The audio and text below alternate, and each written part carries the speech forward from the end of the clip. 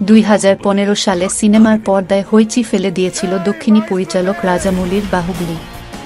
প্রথম পর্বে বাহুবলীকে কাটাপ্পা কেন মারল তা জানতেই 2 বছর ধরে গোটা বিশ্বজুড়ে নানা প্রশ্ন। শেষমেশ এই ছবির দ্বিতীয় পর্বের প্রশ্নের উত্তর দিলেন পরিচালক মৌলি। বক্স অফিস কাঁপিয়ে ভারতীয় চলচ্চিত্রের সেরা ছবির তালিকায় জায়গা করে নিয়েছে প্রভাস ও তামান্না ভাটিয়া অভিনীত এই ছবি। আর এবার নতুন রূপে ফের বাহুবলীকে নিয়ে আসছেন পরিচালক মৌলি। সোশ্যাল মিডিয়ায় অনুরাগীদের সঙ্গে সেই খবরই শেয়ার করলেন পরিচালক এস রাজামৌলি তার এক্স হ্যান্ডেলে একটি ছোট ভিডিও শেয়ার করে লিখলেন, জনগণ যখন মাহেশমতি বলে চিৎকার শুরু করে তখন মহাবিশ্বও আটকাতে পারবে না বাহুবলীর প্রত্যাবর্তন। আসছে বাহুবলী, ক্রাউন অব ব্লাডস।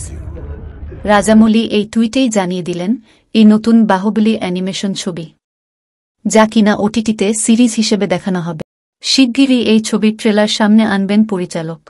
মুক্তির পর থেকেই একের পর এক রেকর্ড গড়েছে বাহুবলী দ্য কনক্লুশন। কখনো সর্বাধিক স্ক্রিনের সংখ্যা তো কখনো ছবির বক্স অফিস কালেকশন, সবেতেই ভারতীয় ছবিকে এক নতুন পথ দেখিয়েছে এই ছবি।